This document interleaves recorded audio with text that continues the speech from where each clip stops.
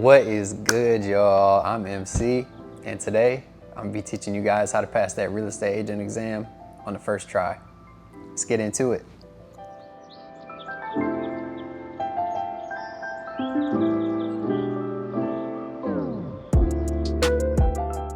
So just a quick rundown of what we're gonna be covering in this video. It's really gonna be everything from day one. Like if this is your first time considering taking the real estate agent exam, kind of the steps you gotta follow to actually be eligible to apply for that test. And then everything thereafter, preparing for the test, best study materials, practice tests, best practice tests, quizzes, some of the best resources that I use, as well as some of the fees that you might expect to encounter when it comes to applying for the test, licensing fees, things like that. So trying to cover it all, and I will timestamp below the different sections of this video. So say you've already completed your pre-course work, you already got that certificate for the 40 hours of completion, you're just here for the study tips, go ahead and skip to that part down below. I will have that timestamped again. So I appreciate all you guys tapping in, and I hope that you can take something away from this video that'll help you pass this test the first time. And just to touch on that real quick, I want you guys to know that this is coming from somebody who was never good in school. I was one of those kids that I felt like I had to work and study twice as hard just to pass in school. I was never naturally a good student or naturally a good test taker. I just want you guys to know that it is possible to pass this test on the first try, no matter what you may think, no matter what your expectations are, and then also what other people are saying around you. So leading to the first kind of discussion and first point, there is 40-hour certificate that you need to be eligible to actually apply for the real estate agent exam. I'll kind of run through the sources and sites that I used, but just know this varies from state to state. So I'm actually out in Michigan, and I elected to take this course online. You can do it in person as well. For me, I was working full time. I was in the process of getting married. I just had a lot of life events going on where my schedule was kind of up in the air. So for me, it was easy for me to take it online. I do know people that have preferred and would rather take it in person, just have that in-person experience with a real teacher, your classmates, you can meet up for study groups, different things like that. I didn't really have that luxury.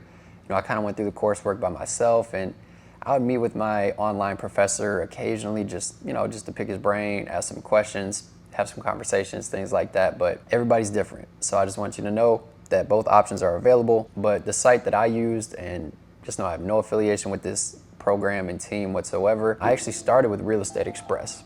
And midway through my course, they switched.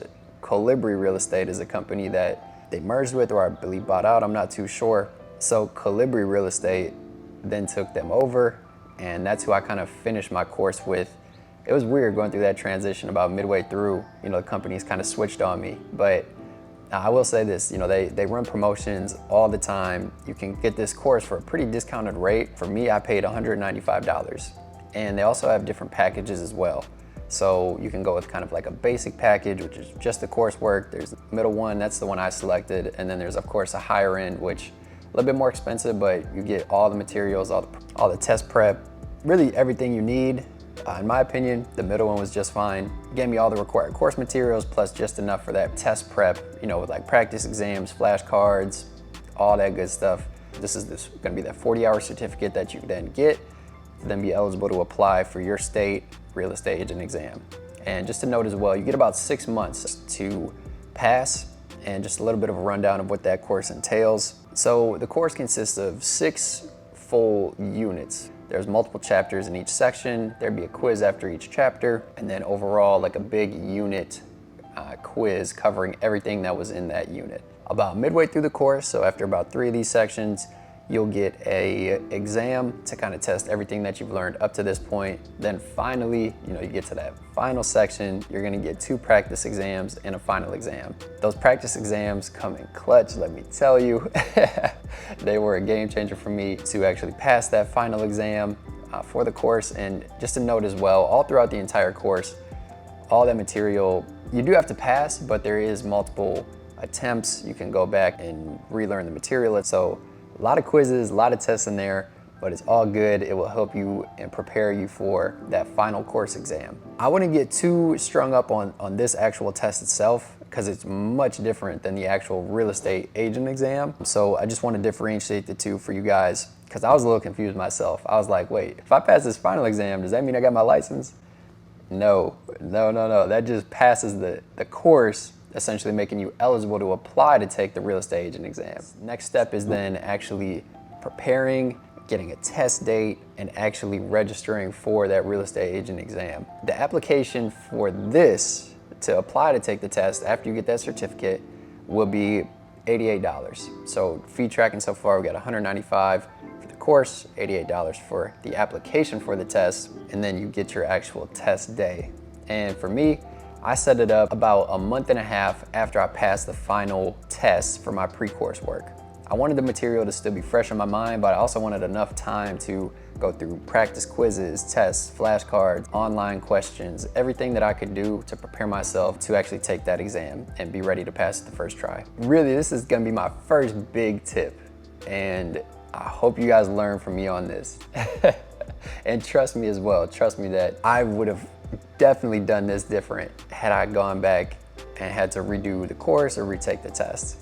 So my first time through this pre-course, this 40-hour class, I handwritten notes for pages and pages and pages in my notebook.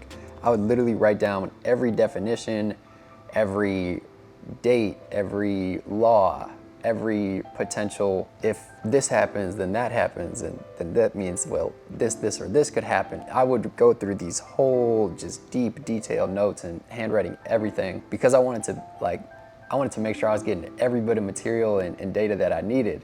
Again, remember, I'm not a good test taker, so I was like, I'm gonna do the extreme. I'm gonna make sure I get all the notes, all the details written down and memorized, and that'll put me in a position to pass this test. Let me tell you, I wasted so much time doing it. I never went back and reread these notes. I kind of skimmed through here and there. I would take out big chunks after I realized, like, okay, there might only be one question about these 4 pages of notes that I hand wrote on the actual real estate agent exam. Is it worth me going through all these definitions, memorizing all this stuff for maybe one question out of 115 on my actual real estate agent exam? Just a quick side note as well, you get 115 questions on the test and you need to have a 70% to pass if you didn't know. More importantly, don't get too caught up on going through each and every single detail because there is so much information in that course. And a lot of it is very important, and we are going to be real estate experts. We have to know this stuff. But when it comes to actually preparing and taking the tests, take away some of the main concepts, keep it moving. The practice test is where you are going to get the best return for your investment.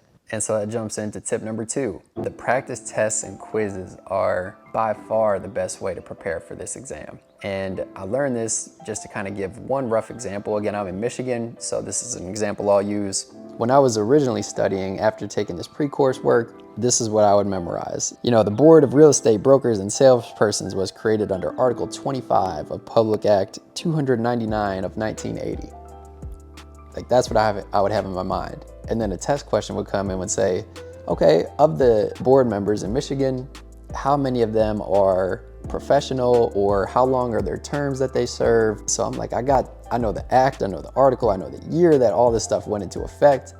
But when that question came, I was like, I know there's 9 people on the board. I can't remember if it's who's professional, who's from the public, how long they can serve for. And so that there just made me shift my focus that yes, it might be important to know when all this stuff kind of went into effect, but at the same time, if all I have to know is they serve a 4-year term, 3 of them are from the public, the other 6 are professional, that's what I need to know, then why would I go through each and every act and the year that this law was made and this passed and all the different rules and regulations, which again, yes, they are important, but I just want to stress to you guys that don't get too caught up on the little details, spend hours memorizing things. So jumping into tip number 3 is spending time.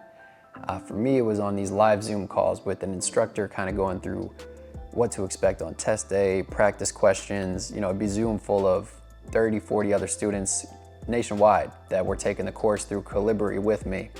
And we'd kind of be asking questions. It'd be a nice hour Zoom call.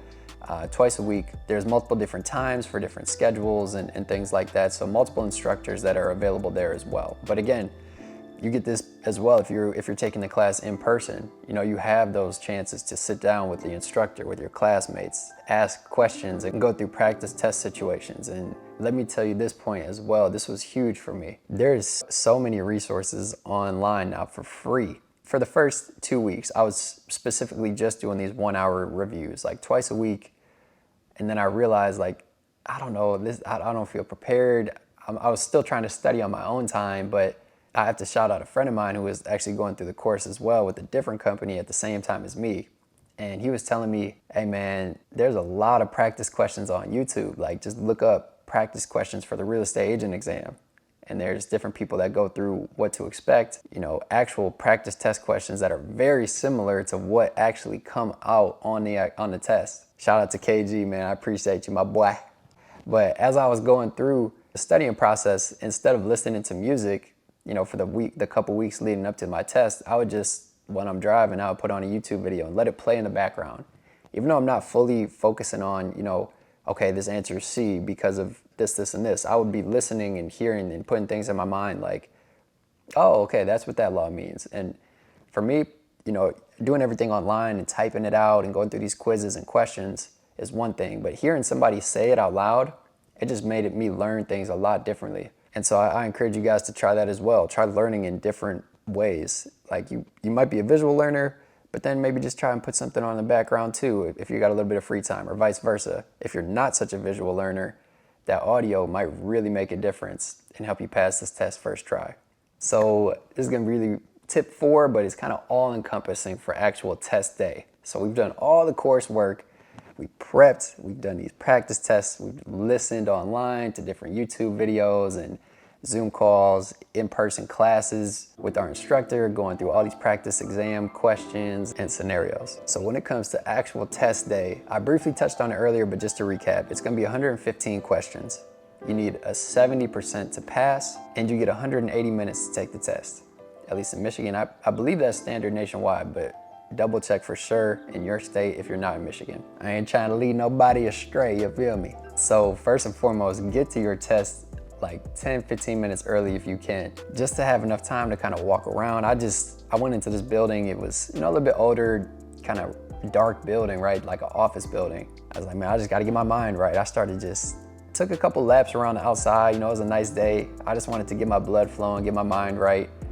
I'm not the type to kind of sit down and just run through like all the last minute practice questions and things to memorize. Yeah, it might be good to glance over them in the morning of your test day, but just kind of let your mind like get a little bit more relaxed. At least that's my personal recommendation, instead of trying to cram everything in last minute before you actually step in and take the test. And that kind of leads into the main thing that helped me pass the test, which was taking my time. I realized we had 180 minutes to take the test. And of course, it's like, you know, when you first get in the room, you know, it's all quiet. They give you your little calculator, you sit down and your heart's racing a little bit. I for sure was in there like, all right, it's game time, let's go. I tried racing through it, you know, just naturally, right? If your blood's pumping, I was kind of skimming through, going through, I was answering all these questions. I flew through it. I looked up, I'm like, wait, I got 56 minutes left. I pretty much have an hour left on this test. I already answered 115 questions. Let me just slow down a bit. So I remember vividly, I got up, I took a quick bathroom break. You're able to go, you know, take breaks, whatever you need. So I go out the room, go to the bathroom, come back, just take a deep breath. And I still got, you know, I got 50 minutes left to kind of run through everything. So there's the golden rule, and I'm sure you've heard it, to not second guess yourself. You know, trust your gut. Don't go back and switch a ton of answers and start overthinking things. But if you do go back in with a clear mind and just sit down and take a deep breath, like the first 20 questions I didn't even remember, right? Because my adrenaline's running. I'm kind of rushing through it, just like in that zone. So I'm going back through every question one by one just to make sure that every answer that I had, I was 100% confident in it. And just know it's gonna be people getting up and leaving like 30, 40 minutes into it. People was flying through this test, getting up and walking out. We all started at the same time. I'm like, man, you know, you start realizing like, am I like the last one in the room? And I literally was. I was the last one in the classroom. Everybody else got up and left. This is what changed it for me. I don't think I would have passed had I not went back and reviewed every answer again. Because there's an option for you to mark as like save it for later. Essentially, you can either Select your answer, keep it moving, hit next, or you can kind of mark it and flag that question to come back to if you weren't 100% about the answer, or some people take all the math questions and just save those for the end because they don't want to rush through them or spend a lot of time burning through them. So they'll just mark it for later, and then come back and take their time once they've finished all the questions. I did that. I marked all the questions that I even was maybe 50-50 on. Out of 4 answers, I narrowed it down to 2. I just want to double check this one at the end, make sure my thought process was right, and see if I might be able to switch the answer or keep it as is. Now, another thing I vividly remember is the answer to my question 109. I don't remember the specific question, but I remember it was related to property taxes. There was wording in it and I didn't realize it, but I answered and then I kind of reread it. It's like, wait, I completely calculated that wrong.